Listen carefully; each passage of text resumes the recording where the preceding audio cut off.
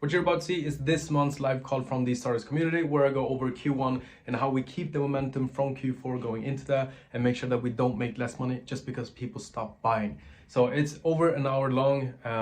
I drop golden nuggets throughout the entire thing. If you are interested in joining Stardust, that will be the first link in the community, in the bio. But yeah, just going straight into the video. I hope you enjoy it. Take care. Peace. Welcome to the end of year live event, where as everyone's stressed for January Q1, all the sales are gonna die, and let's make sure that that doesn't happen. And if it does, we have backup plans, so it's fine. It's whatever. So let me just get straight into it. It's way more people joining than I thought. Actually, it's like 7:28. Everyone's on vacation. No one really wants to sit in a freaking live call. Everyone wants to not work. But so it's nice to see everyone. I need to keep having this up so I can keep letting people in, because people are joining late. That's fine. All right, everyone can see my screen. Perfect. So first of all, I hope everyone's Q4 went great. You guys made a ton of money, which yeah, I hope you did, because now we're getting into some a bit more rough period. So let's get into it. Preparing for Q1. What Q1 for me is about is keeping momentum, and keeping momentum when everyone else slows down can be hard, especially when people also stop buying, because most brands in Q1 actually do die out, and maybe not die out. For some brands it could be just like turning ads off and just chilling for a bit. Consumers are broke. Factories closed down in February, so it's like everything is happening at the same time. But this is where we can actually get a competitive advantage over everyone else. So how do we then outgrow these people? How do we keep the momentum when sales maybe do go down? And keeping momentum does not have to equal increased revenue. I just want to clear that straight away. If you think that, keeping momentum is doing 100K one month and 200K the next month, it doesn't have to be like that. And the best example I can give you is for my brand Happy Patches, which is a seasonal product that's live May to April. So it got 8 months of downtime, meaning we have absolutely no ads live for 8 months. So every year momentum would die. Wrong. Momentum did not die year over year. We started this brand 2020. We did like 40K euros. Next year we did close to 500K. 2022 we did over 1.8 million. 2023 we did 4.2. 2024, unfortunately, I cannot disclose those numbers. And 2025 we've done an exit. So how did we manage to keep this momentum without having ads live? And that is by preparing for when it gets easy. And as Alex Ramosi says, when it gets easy is when you go hard. And you guys just had a period of easy. Like we had quite a few of you guys doing over 100K days during Black Friday. This was the easy period. And what we can do to repeat this is by, and next time it does get easy, you can make even more money, is by preparing for the seasons. So for some people, Q1 might not be amazing revenue-wise, but that does not mean that you have to lose momentum. So for Happy Patches, we would prepare for 8 months. Not really, but maybe 6 months. We maybe had 2 months of running other brands during Q4, because we didn't have ads live for Q4. We've never had ads live for Q4 for Happy Patches. So we would prepare, and I don't remember who said it, but he explained it very well, and he's made billions with this not strategy, but you can call it strategy, I guess. It's he's understood that there come seasons where it rains, and when it rains, it pours, and when it pours, you want to capture as much rain than money as possible. And you do that by building as big of a bucket as possible, and you stand in the rain and you hold it for as long as possible, and you collect as much rain as possible, which in this case is just cash raining down. So what you can do, and why people get lucky during some periods when everything just works. They do that by preparing for those seasons. So Q1 for me is making it easy to go hard the next time. So this will be preparing and solving the bottlenecks that you will have. And I've categorized these into 3 different categories. It's cash flow, which is just, you can make a bunch of money. This is the 4th biggest reason why companies die and why companies go bankrupt. It's not because they don't make money, it's because it takes too long for the money to come back in. So cash flow, you can have everything just works, but you can't scale because you have to wait 2 weeks for the money to come in. I have something for you guys at the end to manage cash flow as well. And then there's product. This can be most commonly for you guys is just running out of stock. Like you've sold so much that you can't ship products. But this is also quality, it's shipping times as well. It's everything that has to do with the product itself. And then we have creative, which is maybe the most common one when scaling. You say, oh, I can't scale because I don't have any winning creatives. Most of the time, this is not a bottleneck or a constraint. It's just you need to spend more time, but regardless. These are the 3 different bottlenecks that you need to solve. So when it do get easy, you have great cash flow, you have a great product, and you have a content flow, which fills up creatives with performing content just by autopilot almost. Autopilot means other people do it for you. You can scale so much. So fix these right now and you're good to go. And with that being said, I've talked like everyone will stop selling in January, next month, in a few days. If your profit is looking good, keep scaling. There is no reason for you guys to not scale. Don't pull back just to pull back. That's the first slide I showed you guys. People turning off their ads to hold budgets. That does not make sense. You can keep selling like crazy. And when you do sell like crazy, there's something I need to address. ROAS versus CPA, cost per acquisition. ROAS has taken over this industry, and it's a great word. It's like I almost made my license plate on my car into ROAS because I love ROAS. High ROAS, amazing. But it's the wrong steering wheel to optimize your ads.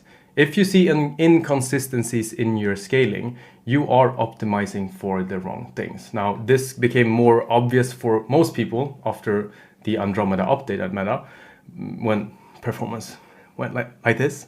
But it's also caused, and very commonly caused, by you optimizing for ROAS. And I will explain to you why ROAS is the wrong steering wheel right now. ROAS asks, with return on ad spend, if you don't know that, how much revenue did I get per dollar spent? That's ROAS, return on your ad spend. That's it. CPA asks, what does it cost me to buy a customer? And it might seem like same, but let me explain why it's very different. It's easier to control cost per click and performance of your actual ad than customer behavior. And ROAS shows more customer behavior on your site than actual ad performance. ROAS is the outcome, and CPA is the controllable input. So let's do an example, some money math here. Let's say your average order value on your store is 40 euros. And when you do have 40 euros average order value, like just average ROAS is 3 when you're scaling. 3 ROAS, let's go. Let's say you now launched a new ad, and that new ad got a couple of purchases with some lucky high average order value orders. Very nice, people just felt like buying more. So the average order value for those few orders was 6 euros. Now your ROAS was still 3 here. And the reason ROAS is still 3 is because your ad performance was actually 50% worse. But the customer made up for it. So if we go back to this, you get 50% higher average order value with the same ROAS. Means your cost per click was 50% higher to make up for that higher average order value. So on paper, and if you just look at ROAS, you would see, oh, it's scaling time. 3 ROAS. Not knowing that this is actually a not so good ad. So what happens? When you do scale, your average order value will drop 33% to your actual average order value because you get more data. And then ROAS will drop from 3 to 2 because that was your actual ROAS if your average order value would have been 40.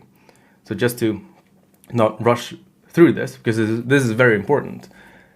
if you get lucky average order value, that is not scalable. That is some customers just wanting to buy that. And when you do scale, you do get more data. It will average out to your average order value, which is the same. Now, if you do change your offer on your site, this will change and everything will change. But this is not what this is about. So when you do drop by 33%, which in this case it will, your ROAS will drop 33% as well, which will take it from 3 to 2. And you will say, when I scale, it doesn't work. This is why. Now let's do the same thing, but with CPA. If we would measure by CPA, what would this have looked like? You would have gotten 13 euros CPA. That's 3 ROAS on 40 euro average order value. The lucky average order value would still be 3 ROAS, but your CPA would go up, meaning your performance went down. Still 3 ROAS, but CPA 20, which means when average order value drops 33%, nothing happens. CPA is stable because CPA will still be 20 euros when average order value drops. And ROAS will not drop because you didn't scale. Because CPA was 20 euros, not 13. You scale at 13. And this is fine. It's not that bad. Let's do a bad example. Let's say your average order value is 4 euros, and at 4 euros, your average ROAS is 2.5. That's when you scale. You get some lucky average order value, 1, 2, 3 orders, 80 euros. Not uncommon. Your ROAS will still be 2.5. Meaning, maybe it's not, maybe it's actually doubled and your performance is the same, then scale regardless. But here, this means that your actual ad performance, your cost per click, your CTR, your whatever, increased by 100%. Meaning, when average order value drops 50%, which it will from 80 years to 40 years, your ROAS will also drop 50% from 2.5 to 1.25. And now you're losing money, most likely. With CPA, this would look like this. 16 euros CPA, when you get your lucky average order value, high ROAS ad, CPA will double. And you will most likely turn off this ad. And nothing will happen to your ROAS. Nothing. This will not eat your profit. Because this was an actual bad ad. You just got lucky with those few customers that wanted to buy. Just grab that cash and then kill it. And this is why you need to optimize for CPA and not ROAS. ROAS is a great way to look at and measure, okay, what's or POAS, like profit on ad spend. What am I actually making on the money I'm spending? Great way to measure the outcome, not a great way to optimize the input and actually look over your actual ad performance. So CPA is ad spend divided by number of orders. That's the CPA. And a stable CPA then means you having a stable system, means your ads are actually working. A stable ROAS might not mean that. So CPA shows your actual true performance. So starting now, please optimize for CPA instead. This is how you calculate that. You take your average order value, you subtract your cost of goods, your shipping, your actual cost to deliver this product to the customer. And then so this would just be your target CPA. You would subtract the target profit. It would look like this. So if you do this, you'll have your target CPA, which you will aim to get to be able to have your target profit. So if your average order value is 50 euros, to fulfill that average, and you can do this calculation more or less accurate, because this might be 2.5 products. You need to average it out. And let's see, your cost of goods, your shipping, your cost to fulfill is 10 euros, and you want to have 20 euros in profit. And this is up to you. Whatever is comfortable, you're comfortable with scaling. This would leave 50 minus 10 minus 20, that's 20. Meaning, if you have a 20 euros CPA, you will have 20 euros profit. If you have 10 euros CPA, you will have 30 euros profit. If you have 40 euros CPA, you will have 0 profit. So do this calculation. That's how I would recommend having a break-even CPA, a target CPA, and a go bonanza scaling CPA. Set those different, and when you do scale, do not look at ROAS. ROAS is fun to look at in triple whale to measure profits, I guess, but that's pretty much it. Should you not include transaction fees as well? Arvid asks. Yes, do that. The more detailed you are, the more detailed you will get results of. So include everything that's directly correlated to fulfilling that order. So you wouldn't include like Shopify fee and the costs of actually making that, because that's like it's hard to say with this order it contributed 0.01 euros in the Shopify fee of $39 a month. Like, but you do everything that's connected to that specific order. Do include as much as possible. If you do have a calculation that's like, oh, on average, this is how many people returns the product and or disputes, and I get a refund, then you can subtract out of the 50 euros, you subtract 50 cents, and then the customer support fee on average is like, the more accurate you are in the calculation, the more accurate results you will get. But it's not that big of a deal. Which you can just have a margin when you calculate your target CPA, so you get more profit than you actually calculated. So the hidden opportunity of Q1. This is going to be super boring, but this is the hidden opportunity. The advantage is not pulling back, even when your revenue does, which doesn't have to, but most likely it will. If you did do big days in Q4, if you don't have a store at all now, you can still 100% make a ton of money and more money in January than December because you didn't make any money in December. If you did like 50K in December, yeah, you can do 200K in January. This is euros now. But if you did a great month in December, most likely it's gonna dip. But that's fine. Just don't pull back. Because momentum dies when people reset instead of evolve, and reinvention kills learning. So don't think that, oh, I have to take a step back and then reinvent everything. You have so much data from Q4. Don't throw it away. Don't throw it away, because problems are universal, and this comes to not only problems you solve for your customers, but problems you solve as an entrepreneur. Because the bigger the problem, the bigger the stack of cash. And this applies to everything. The bigger the problem you solve, the more money you will make. So you solving a problem to your customers, for your customers, which will make them pay you a small sum of money because you solved that problem for them. Very nice. But a problem entrepreneurs have that most people won't solve. If you solve that, you will make a ton of money.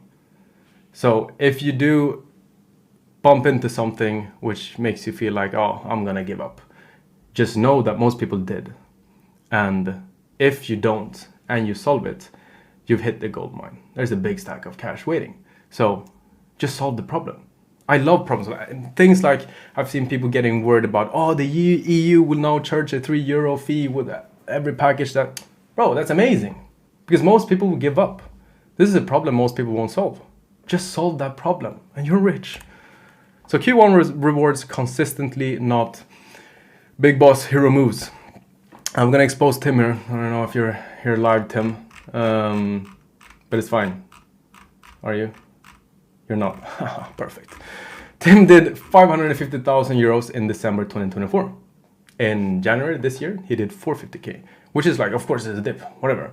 But that's great numbers to do. Like he almost stayed stable from one of the most profitable revenue-driven months of the year to the worst.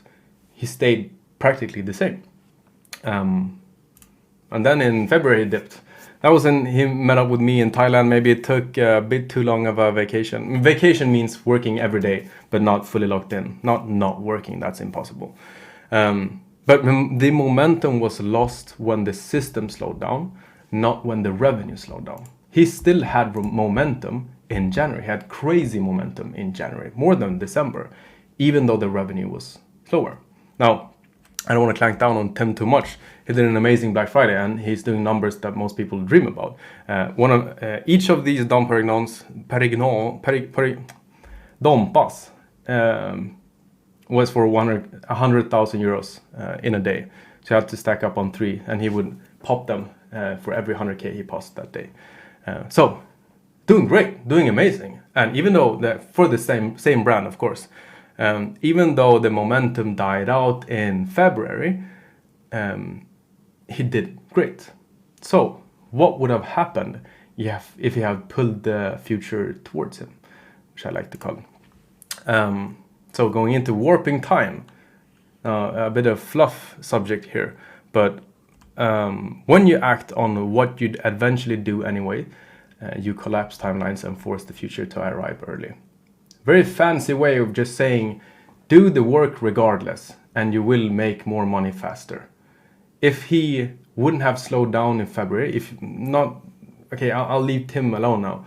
If you won't slow down in January, February, March, if you don't slow down when a performance drop, and you keep the momentum still, building out the content system, solving the problems you eventually face, you will make more money, always, faster. I've actually Googled warping time and in physics, what it means and what it is. This has nothing to do with us. I just thought this was funny. High speeds with velocities roll. High speeds cause time dilation.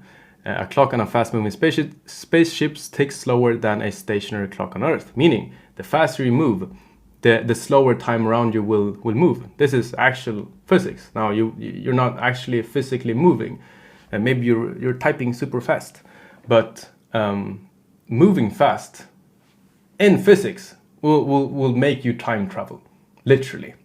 And I also included the gravity's role here, which is massive objects wrap the fabric around space-time. Meaning, if you move super fast, and to do that, you have to have massive balls. This combination will make you time travel because it's not easy to keep working very hard when it doesn't work out every time and when revenue drops. So you have to have enormous balls. This saying I hate so much. Don't scale too much, your creatives will fatigue. And this can be everything. Don't scale too fast. You have to, like, your creatives will die out, or don't scale too fast, your cash flow will die out, instead of just solving the actual problem.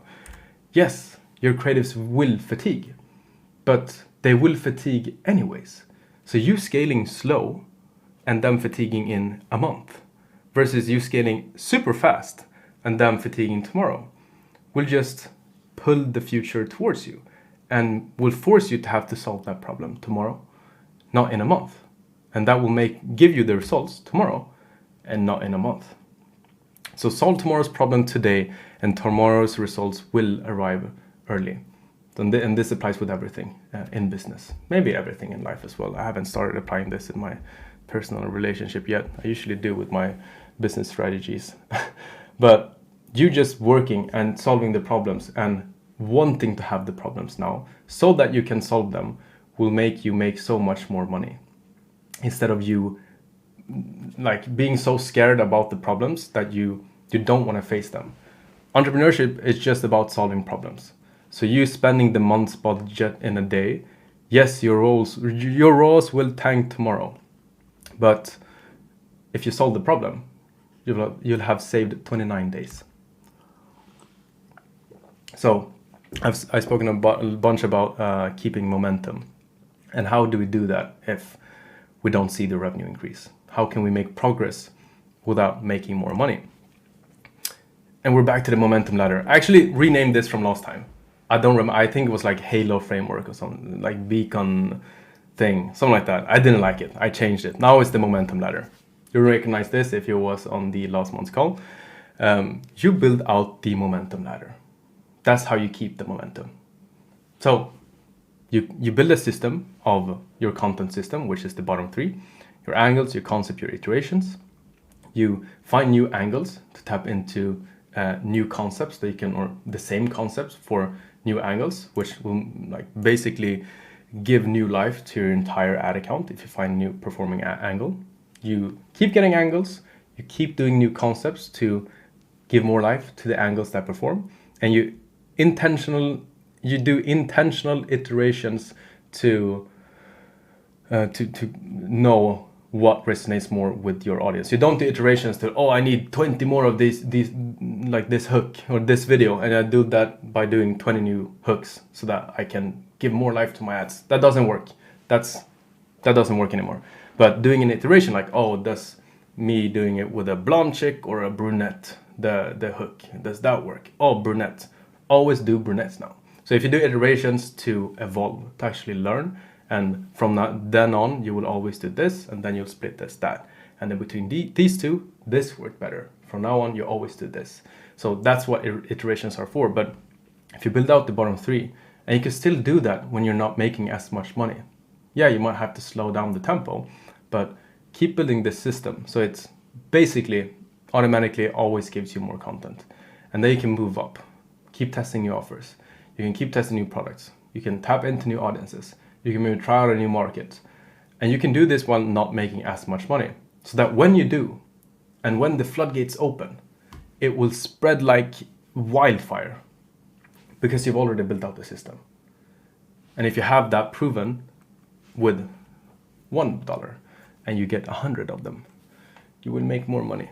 So preparing for the easy period, keeping the momentum, is building out the momentum ladder. And when money comes easy, it will spread way more and you will make more money. And this is what you would have done when it got easy anyways. Like if you just turn off the ads and just pause and try new stores or whatever, when you do start to see performance and when your ROAS is good, then you will have to do this anyways.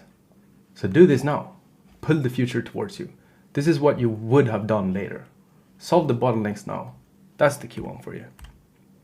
And this level of execution isn't manual. It shouldn't be manual.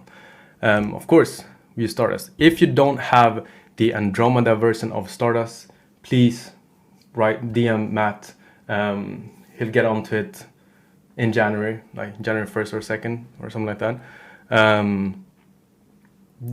It's so much better. Like we'll force everyone over to Andromeda somewhere in January, February. But please request access to Andromeda, because that's where I do it. I have a bunch of shit here, the testing thing.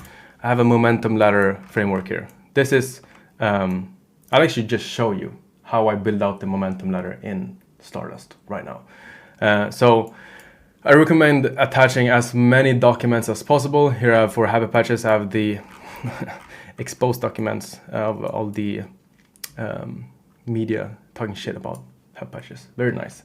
But they touch on the things that my audience is scared about because they understand the audience, because that's their readers. What makes them go crazy? Let me make money off of that. And then I have our top competitor and their best performing ad. And then I have a video, actually, me going over how to tap into audience research and actually use that in doing my audience research. But I recommend separating internal research and external research. So internal research is your own ads, like looking at the ads, what worked, what didn't work, learn from that. I've extracted the top 10 ads, and then from those, I do more research. Actually, what did I write here? I asked, using my top ads, give me new angles for Happy Patches based on this research.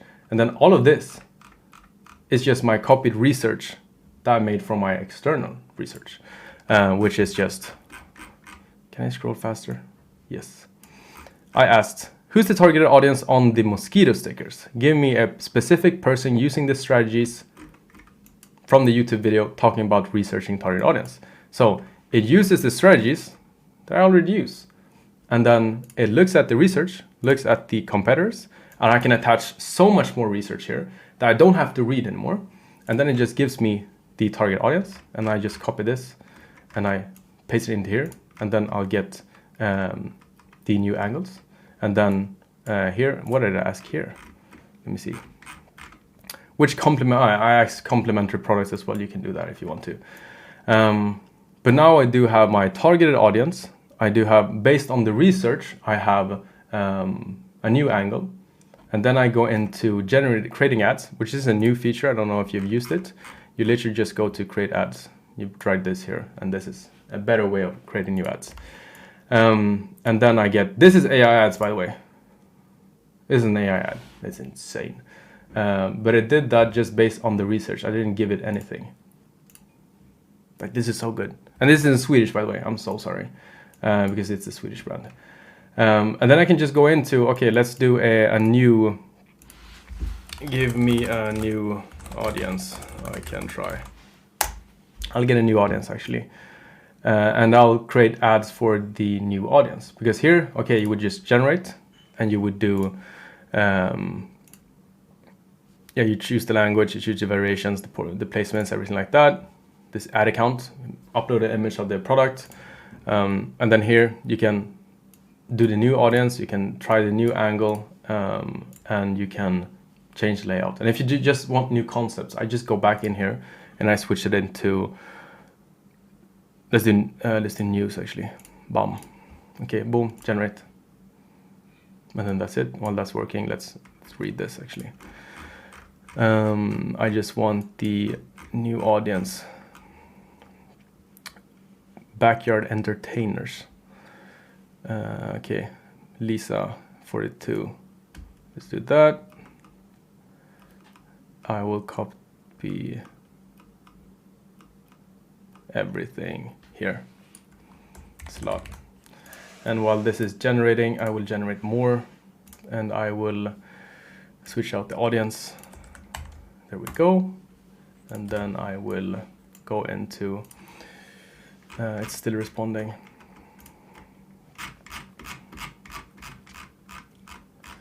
Did it give me angles? No. Give me an angle to the audience. And then I'll get the angle, and then I can just make ads for it. Okay, this is good.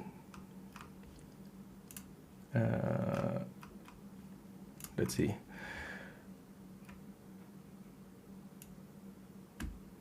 Okay, this angle. Perfect. I'll go into here. I'll input the angle. Oh no. It copied it super weird. It's fine, whatever. They invested 10K, blah, blah, blah, blah.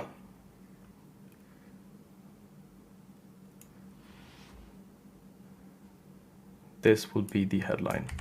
As you can see, I don't spend that much time on this. I'll just go next. And I'll do this into before after, because this is usually what works for this product. I'll just go to generate and it'll generate the ads. I got a question in chat. Niklas asks, I have a problem with Andromeda Stardust. When I ask it to analyze my ads, Stardust only checks my ad account from 2024, even when I say check 2025. That sounds super weird. Can you write to Matt in Discord and chat with him? If you don't have access to Discord, let me DM you after, and I'll solve that for you. That sounds super weird.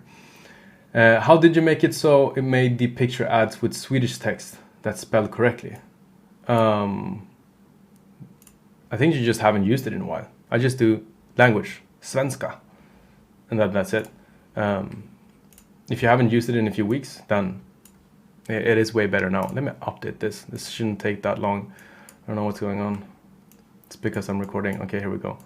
Here's those ads and here's those ads. So this was the new concept, and then I got these ads. And so we yeah, it just spelled it correctly. So these are my new concepts based on the same angle.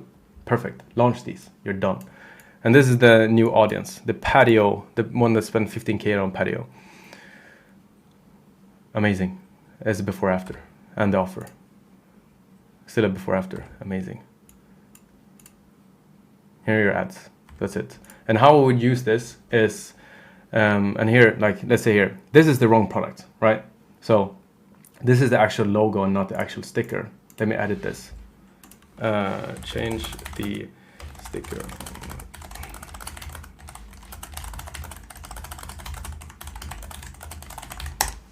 Let's see if that works. But how I would use the system is, this is an extremely fast way of testing new angles, new audiences, new concepts, iterating on what's already working.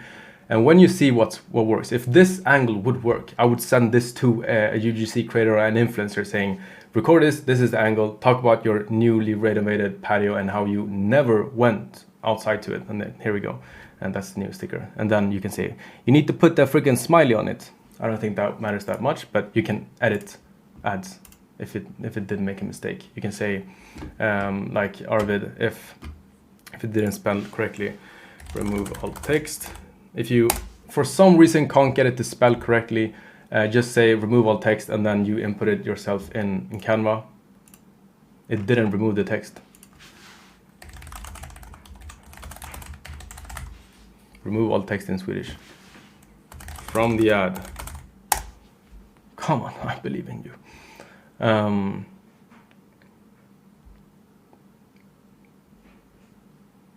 Let's see. Oh no, Tim is dropping in now. Tim just dropped in. He knew I talked shit about him.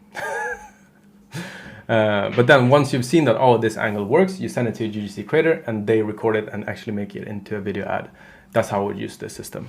So if you can't scale that much with image ads, you can still prove the concept. You can still prove the angle.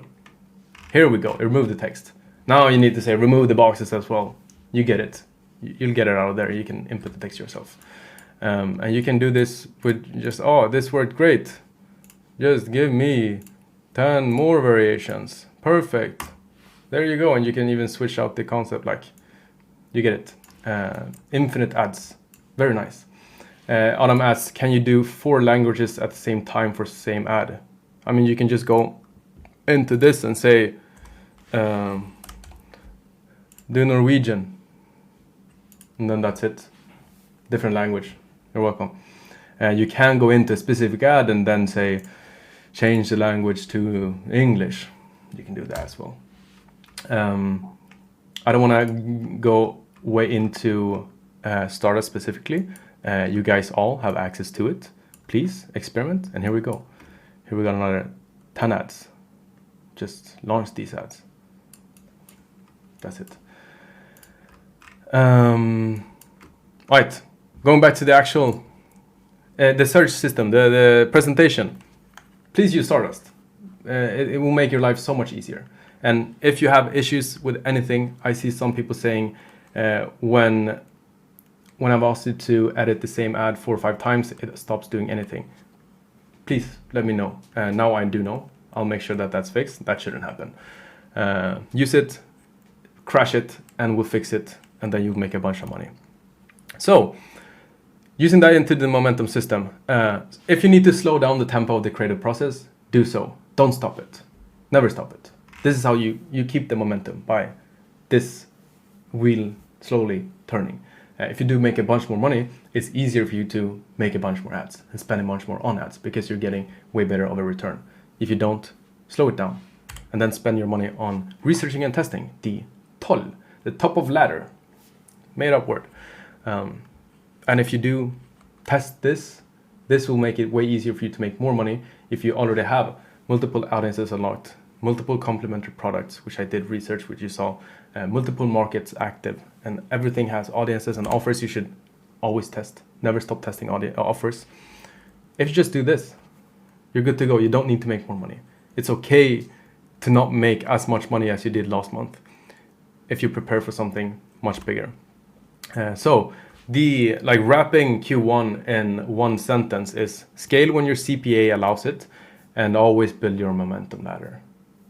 If you do that, you're good. You don't have to make $1 million a month every single month. If you do, nice. If you don't, you will make even more later. And why won't we just jump ship? Like most people in here maybe come from drop shipping background. You can start up stores here and there, just make a bunch more money on that store. Why won't we just jump ship? And the store you had Q4 that's not working anymore, why not just do a new store and just start all over again? Find a product that sells itself, and then you're good to go. Let me break your beliefs. This is a store doing 50K a month at 30% profit for 4 years straight.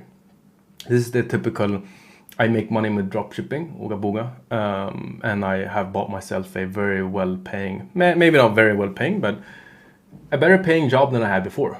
You now have golden cuffs. You make a bunch of money, but you can never stop working because you always have to find a new winning product.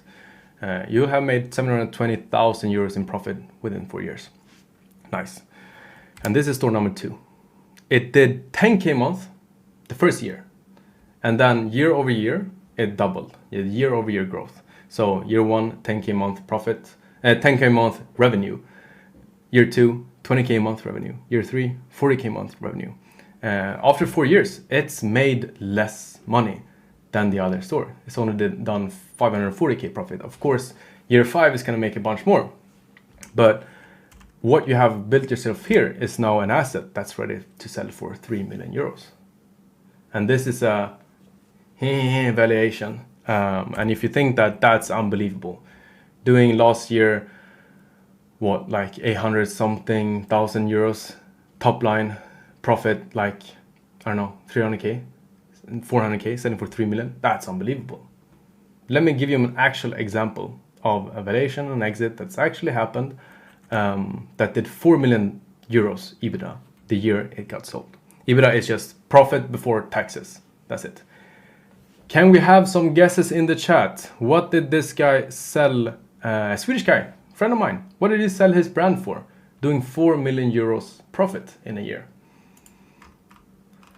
Give me some, I need some examples. I have example guesses. I have a guess on the brand name. 10 million, 16 million. Oh, that's good numbers. 100 millions. Ooh. 30, 50 million. Oh, I love this. Because to this day, I can't believe it. It's unbelievable. 18, 12 million, 25 million, 150 million. What's the exit? Daniel's reaction. Mamma mia! I know. 150 million euro exit. And as always, I have proof on everything. You can Google. Yes, Adam, you guessed correctly. This was stronger. It's a Yuri. This is the guy I know in the middle. Exited for 1.5 billion Swedish kroners. Did 44 million kroners in profit the year they exited. Just Google it. It's out there. Like these are actual numbers.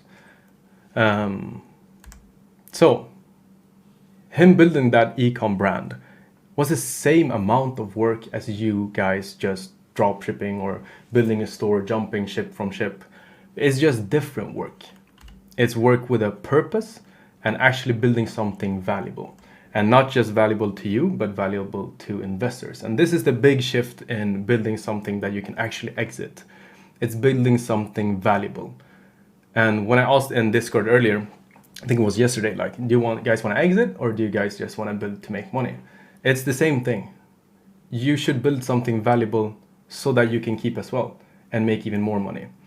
And when you have built an actual asset where you make money with no risk, very predictable, no work, that's how you build something actually valuable. You would want to keep that. And that's when you exit, because everyone would want that. So that's why it's worth sticking to something over a long period of time. And no, you can, but no, you just don't get a good valuation on a store you started this year and then sold this year, because you'll have to sell your soul, because you'll have to stay to keep working. But you want to build a machine that keeps making money even if you don't work. Adam asked, where do you list it? Lock it. No, don't list it. So going to that, I want to give, this might be more or less applicable to some of you guys. I think it's super fun. It's like it's a couple of guys that I used to work with called it jobbrunka. It's like, feels nice, but it doesn't do shit. But it's fun. And I want to give you this, a brand, so that you can actually value your brand and you will get a number. For most people, it will be 0. But you can get a valuation. And also what's been important for me, because I don't like start a brand, do the brand valuation formula and then go, oh, now I exit. No, I use it to identify what would it be worth today. And to get to this point, what would I need to fix? Because when you have the numbers upp och ner på papper, it's very easy for you to see, oh, I need to fix this. So you'll identify what needs to be done to drastically increase the valuation, and you can spot your bottleneck. Before I go into how I added 2.4 million euros in actual value to Happy Patches, I won't be able to give you this. I actually got this from Hormozy, and he did this on Happy Patches, and like I give credit where credit is due. He made me an extra 2.4 million euros just running the numbers and telling me this is it. Or it was very obvious when I had the numbers. And I signed the friend NDA, as he called it. It's not an official NDA, but promise not to spread it. I can run the numbers for you guys. I will in Discord drop a form where you can just enter the numbers. Don't worry, I don't need to know your brand, what you're selling, anything, just the numbers, and I can give you an actual valuation of your brand and identify the bottleneck for you. I'll do that for you. But when he did this for Happy Patches, I just wrote down all the numbers, and it was very easy to spot that the returning customer rate of 10%, if we would take this to 20%, which seems obvious, oh, get more returning customers, of course, I would make more money. But it was not obvious that that was the decision that I should make to make more money. For most people, it would just be do more stuff. But when I did that, not only I made more money because I did 10% extra in revenue, but that actually took my profit, my EBITDA, to over 30%, which put me in a different multiplier bracket, which added another multiple to my brand, which added 2.4 million euros when I did, if I were to exit it at that point. It's very fluffy exit numbers or what's the valuation, but I still want to do this for you because it can be fun to see it's worth like jack shit today, but if I fix this one thing, I can sell it for 5 million euros. There's many examples where that have happened. So I'll send the form in Discord if you want that. Very fun. Getting to Chinese New Year and the EU fees and very scared, new things happening. I will not go over that today. I thought I would, and I even said I would in Discord, I think. But this is just, I changed my mind. I will go over it because every month we will have live events. Woo, whippy. So every month I'll just go over the coming month, what we should do, how I do it. So you can do the same thing. Chinese New Year is in February. So I will go over Chinese New Year and how we go around that and how my factories don't shut down and how you can get the same contacts. I'll do that in next month's event. Very nice. And the EU fees, I think it's June 1st. Someone said January 1st and gave me panic. No, it's June 1st. So let's solve that for June. It's easy fix every time. But let's not think about that. Let's solve the problem that's right in front of us right now. I rambled on for like 50 minutes now. Do we have any? That was it, by the way. I do have a bonus at the end, something extra, you know. Do we have any questions so far on what I've spoken about? Not can you look at my store? Not right now. Adamas is dropshipping dead. Yes. Everyone has yes. How do you actually get your EBITDA? If I make 10 million a month in profit, then buy expensive car equals no profit equals EBITDA. Oh, no. So it's different from, and then you can. So when you sell your brand, you can, most commonly you will sell your company. And then, yes, they will look at what's going on. And then they say, you have bought 2 cars on the company, you're leasing 3, you're traveling to Dubai every other month for marketing expense. Yeah, no, that does not look good. And they won't want to buy that company. You can still sell the brand. You can sell it as an IP and you can do an IP transfer. You could create a new company and then in that company only have this brand. But no, if you do fill out the form and I do the valuation for you, just don't take like all those costs with it because you can just stop buying cars and your EBITDA will go up. Let's try to keep those apart as much as possible. You don't have to have exact numbers. So if you don't want to, if you want to exit, don't skatteplanera med andra ord. No, you can still plan your taxes, but just have a better company structure. Like you shouldn't have everything in the same company. Skatteplanera, keep the companies apart and build this brand. Like when Yuri exited Stronger, it's not like he doesn't have a company anymore. And when people do sell their companies, they don't have any. Keep it separate and go to your skatteplanerare to make sure that you have the most optimal setup. Så fix modeblogg. Yeah. More companies. Is the company or brand sold? Let's say you don't have a Swedish AB, but a Hong Kong or LLC. Is the exit value the same, or would exit value be better than Swedish AB? So the valuation is, and the reason why brands like Stronger can get like a 35x multiple on profit, is not only the numbers. It's a lot about the vision of company, how the culture is looking, how it's so much more than just, not so much more. It's more than just the numbers itself. And so with Happy Purchase, like when they looked at, okay, potential buyers would look at Happy Purchase and they would look at Trustpilot and go, what the heck is going on here? Trustpilot's horrible. And then I would just show them, because obviously that matters, even though the numbers look good. What's going on behind the scenes can predict the future. I could just see there is not a single negative Trustpilot review about the product. It's the shipping time or the customer support replying slowly, because we did have an issue where we didn't get any emails for like 2 weeks. So, okay, if you fix that, which you already have fixed, but because you already have a system, you will not have any negative Trustpilot reviews. Same with the company setup. If you have a company set up in Dubai, people will not buy your company. I'm taking everyone over the same edge here.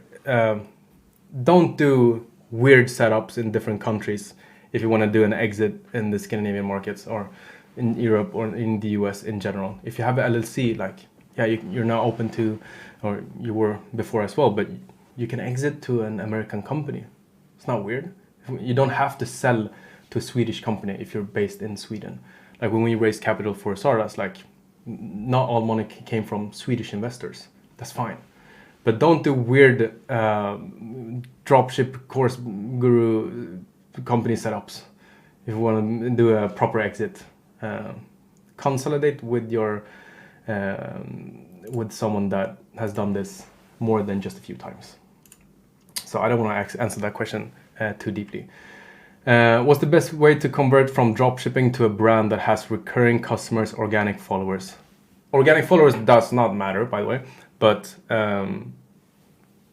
you have a product that actually works. That's it.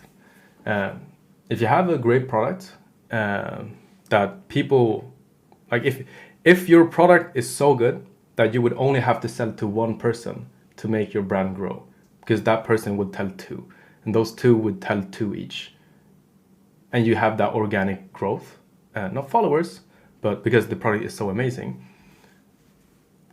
you don't transition from dropshipping. Dropshipping is the way of fulfilling. It has nothing to do with your brand. I still fulfill from China. I still fulfilled from China when we're in the exit process. Nobody cares. I mean, some people do care, actually. A lot of people actually care, but it doesn't matter.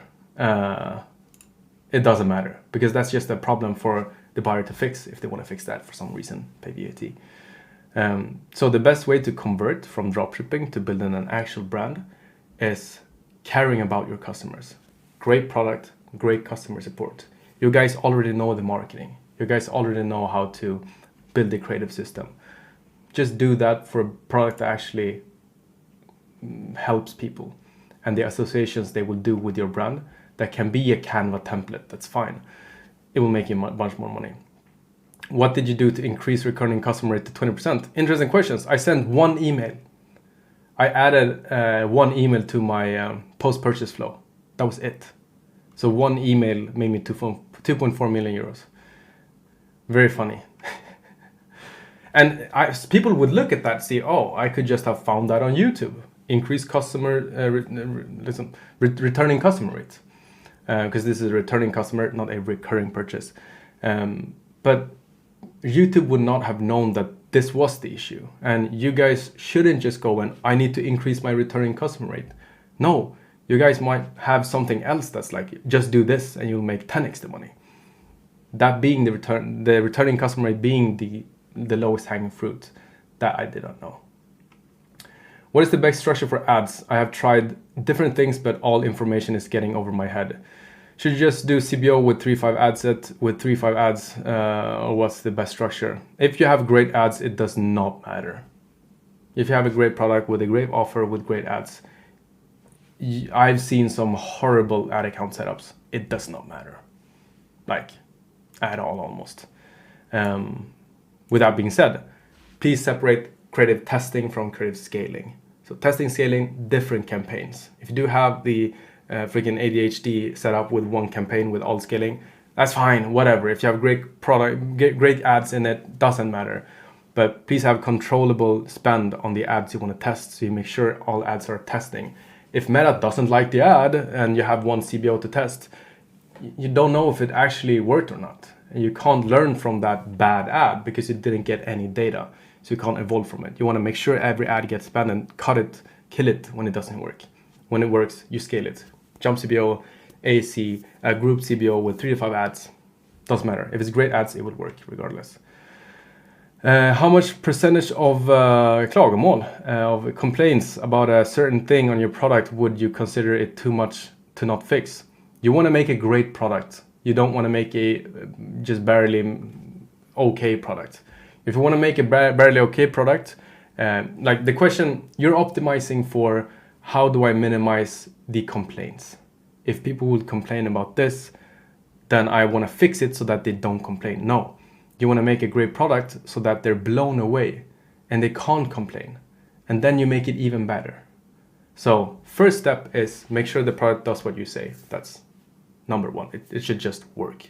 Second step is like, okay, what should I fix now? Fix the things people complain about the most. And then you'll get to a third step where you have a great product. Like I loved Aura Ring 2019. Amazing. No complaints. Maybe like add freaking knives to it and shit. I'm like, make it cool. But no complaints. It's so much better now. I'm not using it anymore, but I still have no complaints. I don't know what they could make better. They should be the ones that does that. And that's level 3, just make a great product. And you don't do that by looking at what are they complaining about, sure, to some extent, but you want to be a step ahead. Like iPhone barely does things, Apple barely does things that people request. And they're doing great. So having a setup with multiple companies between different countries will destroy exit value. No, I'm not saying that. No, it doesn't. It doesn't. Build a valuable company, build a valuable brand, and how you have it set up. If you would, when you're actually in the exit phase, and because I can't just tell you this, I have to look at so much more things, and I wouldn't be the best person to tell you the setup for your potential buyer. The person, the company that helps you with the exit, which I would recommend you having someone like that. That person will tell you how to set it up. But you don't have to now, when you don't have a brand worth selling, start doing company setups properly. Like just build the valuable brand first. And if it is valuable, people will pay you regardless. And then to make it more attractive and make people have better insights in your data room, and actually make sure that you're not doing any shenanigans. They would maybe want to have it set up as a Swedish company, as a US company. Don't focus on that. Okay, last 2 questions. If you see results with a product and still in the testing period on testing, should I create more ads? If you see results with a product still in the testing phase, should I create more ads for it to properly test?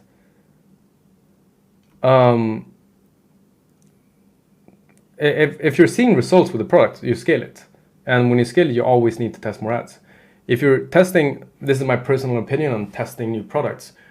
If you're testing a product and ads just doesn't click straight away, move on. This is the move on, jump ship phase. Like you don't have any proof of concept. There's no need for you to stick with it and keep doing more content, more content. It should just work by itself. When you do have proof of concept, that's when you start scaling. So no, don't get stuck in the test phase if you don't have anything that's actually working. How do you develop products and on what scale should it be done? How do you develop products? The best tip I've ever gotten is make one yourself. That's there's multiple layers to this question. How do you develop the best product? If you make the product yourself, you'll know what goes into the product. You'll be so much more equipped to negotiate. You'll be so much more equipped to see when negotiating with the factories, when talking with different factories, why is this so cheap? It uses this material. Impossible. Or it can get so much cheaper because we're using this. Can we switch out this for this? This is how you make a great product. Knowing what to fix next sounds like you're in stage 1 of the development phase. Listen to your customers. That's how you do that. With stages with actual development as well. Just list the complaints to your factories, to your agents. Should make a workable actual product that works. Stage 2 is go to China, make the product yourself, drink with them basically, and then it's gonna take time. Like the brand I want to scale, hopefully the last one. It took almost 3 years to develop. Started development in October 2022, finished June, or if it was July 2025. Horrible. And then, of course, we're still gonna keep developing it. Let's see. Okay, that was the last question, but let's do one more. Realistic time frame of an exit. I don't know, man. How long did it take for Happy Patches to exit? I started Happy Patches 2020, and then started the exit process 2024. So I didn't start it earlier because I just didn't believe I could sell it. And then someone offered me money for it. I was like, oh, okay. So I had an extremely easy time with Happy Patches. Not very common, but yes, use a broker to sell. And as I mentioned earlier, maybe you weren't in the call, like starting a brand and same year selling it, you will not get a good multiple. People will buy it, yeah, for sure. But you'll most likely have to, if you sell to at a low valuation, yeah, you can just sell it and that's off. If you want to sell it at a better valuation to an actual investment firm, you'll have to oftentimes sign to keep working in the company for like 3 years, aka selling your soul, getting a real job. Horrible. Then you might as well just keep it. Never be in a position where you need the money that much that you need to actually sell your soul, get a real job. But then like having 2 years, I would say 18 months, I would say minimum to get a fair valuation. The longer you keep it, the higher risk of it stop working and the valuation going down. You always want to see an uptrend with year-over-year growth.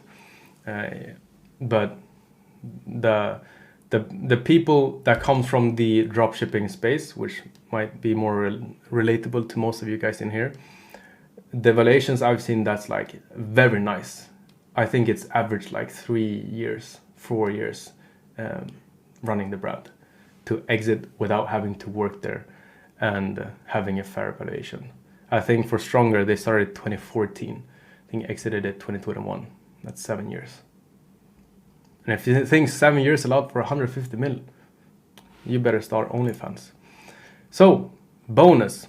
It's a small bonus. Don't get too hyped up. It's nothing big. An issue with scaling to bigger levels, like we also touched upon company setups, and I know a lot of people, me included, have Hong Kong setups, not because tax reasons, but because of payment providers. Literally, that was why I did my Hong Kong setup. I wanted to have lower fees. I wanted to have no holds. I wanted to have no panic with disputes and them just shutting me down. So I partnered with WAP, and they have not released WAP payments actually, but you guys they have. So if you guys want to switch from Shopify payments, and this is the way I would set it up to not need a Hong Kong setup for better payment terms. So if you guys are on edge getting Hong Kong setup to get Ocean payment, lower fees, and still have Klarna, still have that type of stuff, you don't need to. You can just do it through WAP instead. So they have Klarna, Mobile Pay, Vips, Swish, basically everything. And it's the lowest rates I've ever had, even lower rates than Ocean payment for me. And I have very competitive rates. This is only for you guys that's doing 100K a month. Since this isn't released, and since I'm doing this through an insider at WAP, I can't onboard everyone. So if you're doing 100K a month, I will send a form in Discord. And if some of you guys are in here that's outside of Discord, just let me know. I can send you the form as well. If you're doing 100K a month, the past month. and I will contact you guys through WhatsApp, and then that's it. Yeah, 100K revenue. And I'll just send you my insider, and then that's it. Lower fee, lower rates guaranteed, faster payouts guaranteed. Every payment provider you could have asked for. Very nice. That was the bonus. So that was thank you. Oh, that was it. All right. That was it. Perfect. I see we still have some questions. What are WOP's payment terms? You can't read about it somewhere because it isn't released. You guys have very early access. So if you fill out the form, and don't get hyped.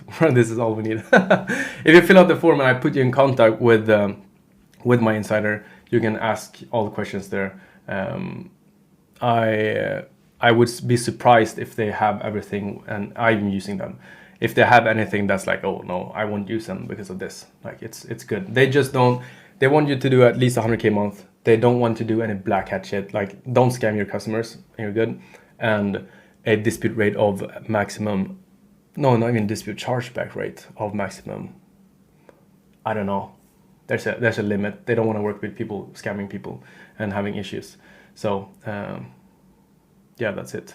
But as I mentioned, next month, end of January, we'll have another call. I'll go over January. I'll go over what I will do in February. Touch on the Chinese New Year stuff, factories.